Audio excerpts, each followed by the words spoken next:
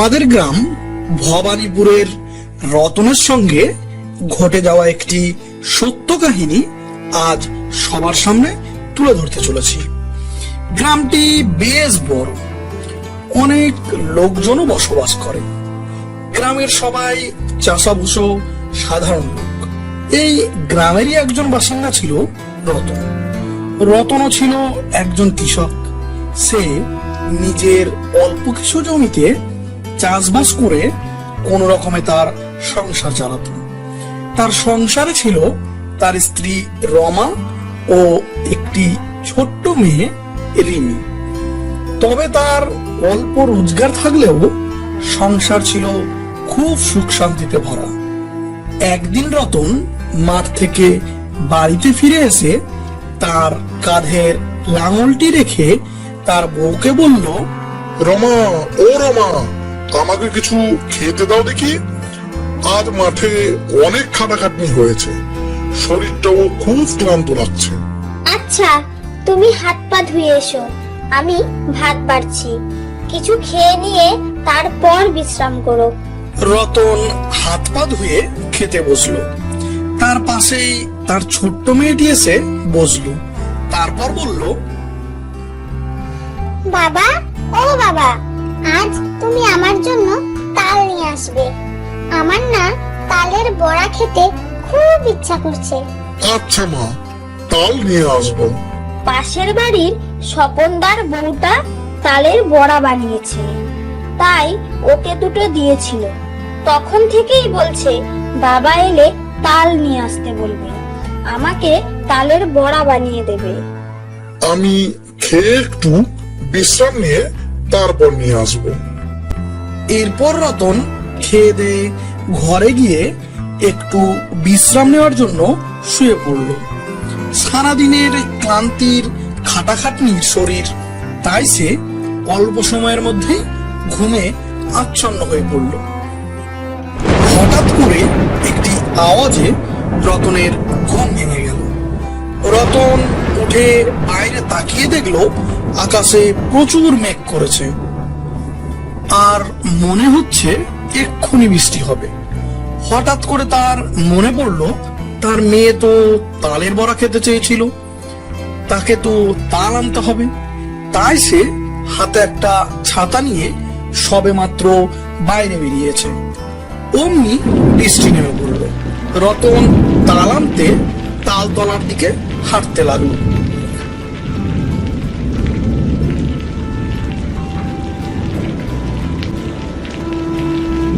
এরই মধ্যে চারিদিকে অন্ধকার হয়ে গেছে। চারিদিকে শুধু ঝিঝি পোকার আওয়াজ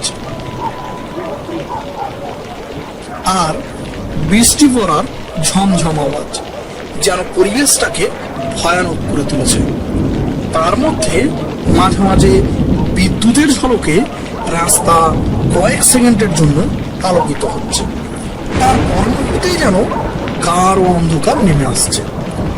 এই বৃষ্টির মধ্যে রতন হাঁটতে হাঁটতে তালতলায় গিয়ে পৌঁছাল।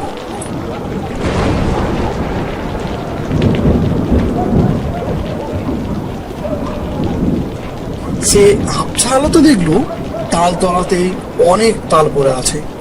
রতন মনে মনে ভাবলো, তাহলে আর বেশি কষ্ট করতে হলো না। যাক, এখানেই তাহলে তাল পাওয়া গেল, তা না হলে আবার দূরের তাল বাগানে যেতে হতো।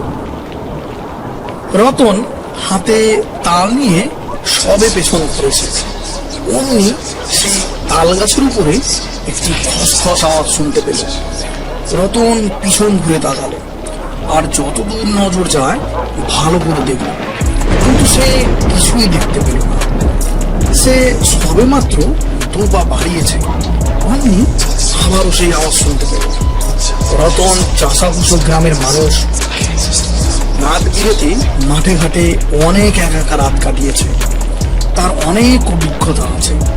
তাই সে গতি ভালো নয় বুঝতে পেরে মনে মনে রাম নাম জপ করতে করতে বাড়ির দিকে জোরে পা চালাল। সে যখন হাঁটছে সে পরিষ্কার বুঝতে পারছে আজকে এর ঝড় বৃষ্টিটাতে সে তেনাদের চোখে পড়েছে। তেনাদের হাত থেকে অত সহজে নিস্তার পাওয়া যাবে না। এরই মধ্যে সে স্পষ্ট বুঝতে পারল তাকে কেউ যেন অনুসরণ করে আসছে। স্পষ্ট রাস্তায় বৃষ্টির জলে তার পায়ের আওয়াজে শুনতে পাচ্ছে। তাই সে এক মুহূর্ত সময় নষ্ট না করে কোনো দিকে না তাকিয়ে সোজা বাড়িতে গিয়ে উঠল। এরই মধ্যে একটি আওয়াজ করে কোথাও যেন একটা বাজ পড়ল। সেই আবছা আলোতে রতন যা দেখল তাতে তার সমস্ত শরীর হিম হয়ে গেল। তার শির দ্বারা দিয়ে যেন একটা শীতল হাওয়া নেমে গেল। সে সব থেকে বেশি ভয় পেল যে সেটা যাই হোক না কেন, সেটা যে তাকে অনুসরণ করে তার বাড়ি পর্যন্ত চলে এসেছে, তার পরিবারের যেন কোনো ক্ষতি না হয়ে যায়। এই কথা ভাবতে ভাবতে তার সারা রাত ঘুম হলো না। সকালে উঠে রতন জমিতে চলে গেল, কিন্তু বাড়িতে কিছু জানালো না। জানালে যদি তার বউ ও মেয়ে ভয় পেয়ে যায়।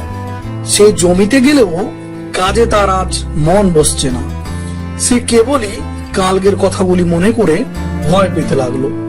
সে ভয় পেতে লাগলো তার বাড়িতে তার বউ ও মেয়ে একা আছে। এইসব কথা চিন্তা করে সে বাড়ি চলে এলো। বাড়িতে এসে সে তার বউকে দেখতে পেয়ে কালকের সমস্ত ঘটনার চেপে রাখতে পারলো না। কি ব্যাপার, এত তাড়াতাড়ি আজ বাড়ি ফিরে এলে যে? না না, কিছু না, এমনি চলে এলাম। না, তোমাকে দেখে তো মনে হচ্ছে তোমার শরীর টরীর খারাপ হয়েছে। কি হয়েছে সত্যি করে বলো তো আমাকে। রতন এরপর আর থাকতে না পেরে কালকের সমস্ত ঘটনা তার বউকে খুলে বলে। তারপর তারা দুজনা প্রচুর ভয় পেয়ে যায়। তখন তাদের হঠাৎ করে খেয়াল হয় তার মেয়ে রিমি কোথায় আছে। রিমি, রিমি তুমি কোথায়? রিমি, রিমি তুমি কোথায়?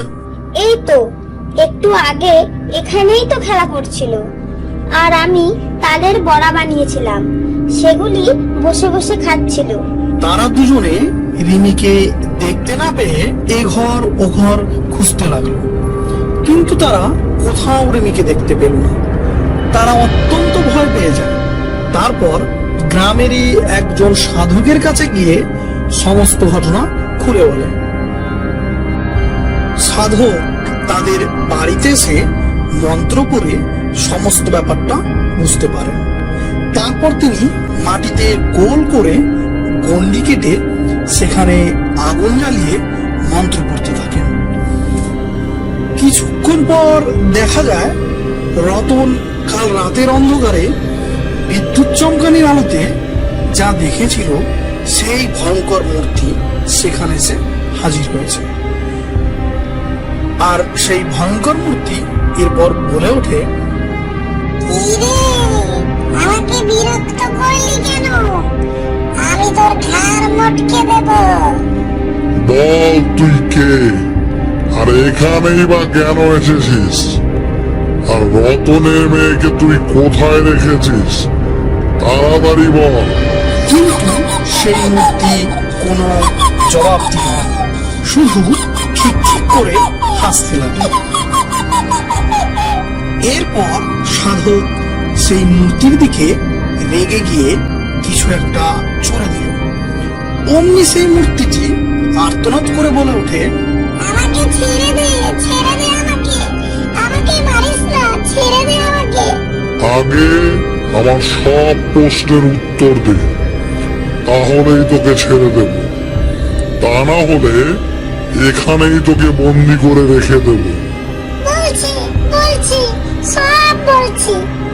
আমি একদিন রাতে তাল কুড়াতে ওখানে যাই, সেখানে বাজ পড়ে আমি মারা যাই। তারপর থেকে আমি ওখানেই থাকি। আমার খুব তালের বড়া খেতে ইচ্ছে করছিল, তাই তোর পিছু নিয়ে গেলাম। তাহলে ওর মেয়েকে কোথায় রেখেছিস বল।